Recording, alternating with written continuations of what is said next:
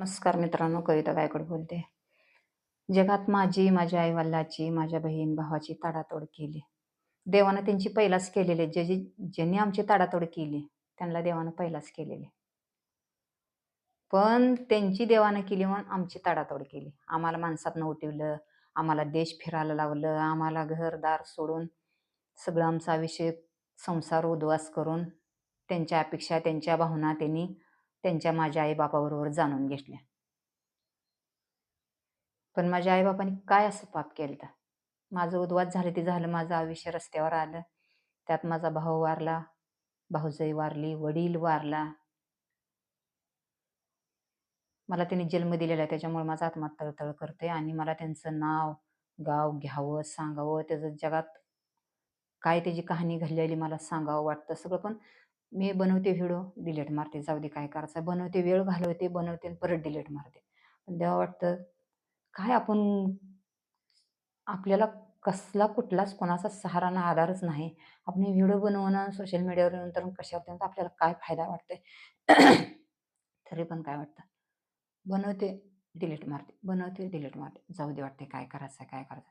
पण असं प्रत्येकाने जरी तुम्ही ताडातोड केली, देव आपली पण ताडातोड करते. आईला आई म्हणू देत नाही, लेकराला लेकरू म्हणू देत नाही, बहीण भावाला आपल्या पण स्वतःच्याला म्हणू देत नाही. आमचा जसा सगळा खेळखंडोबा झाला, तसा देव तुमचा बी आयुष्य करणार. मी आहे तोपर्यंत माझ्या डोळ्याला बघायला मिळा पण लागलंय, मिळणार पण आणि मिळतंय पण. पण असं जेवढं माझ्या घरावर टेंबा ठेवला बापाच्या माझ्या, पण दुसरं कोणाच्या ठेवू नका. आणि पहिलं फेड वर होती, आता खालीच आहे. समोरल्या समोर आहे. कोणी कोणाला बघायला आणि कोणी कोणाला काय मानाला पण काही आता मानून पण घ्यायची गरज नाही. जैशी करणी वैशी भरणी. जसं पहिलं केलेलं पापाचं फळं, काय पुण्य काय असेल ते आता सगळं समोरल्या समोरच चालूलाच आहे. फेड म्हणा, काय मजा म्हणा, काय दुनियात काय असेल ते सगळं आता चालूलंच आहे. त्याच्यामुळं काय रिक्स घ्यायची काही भानगड नाही. पण ही मित्रांनो, माझं व्हिडिओ फक्त आता जास्तीत जास्त शेअर करा. माझी खरंच जगण्याची अपेक्षा नाही, माझी जगायची इच्छा राहिलेली नाही आता. मला आधार कुणाचाच नाही. आता तुम्हाला तर मी सगळे डॉक्युमेंट कागद दावलेले. मला आधार बहीण भावाचा नाही, भाऊ तर वारला, वडिलाचा नाही, वडील वारला, आई असून नसल्याने आई लोकाच्या अंटरने आता आई लोकाच्या उंजळीनं पाणी पिते. त्याच्यामुळं मला आधार आणि सहारा ही जगात कोणाचाच नाही. आता फक्त कधी एकटं मरून पडेल आणि एकटं कधी कुठं जगेल आणि कधी कुठं खाईल ह्याचा पत्ता पण लागणार नाही. आज मी भीक मागील का रोडवर हिंडील का मी आज कुठल्या स्टेजला जाईल मला ती मी सांगू शकत नाही आज.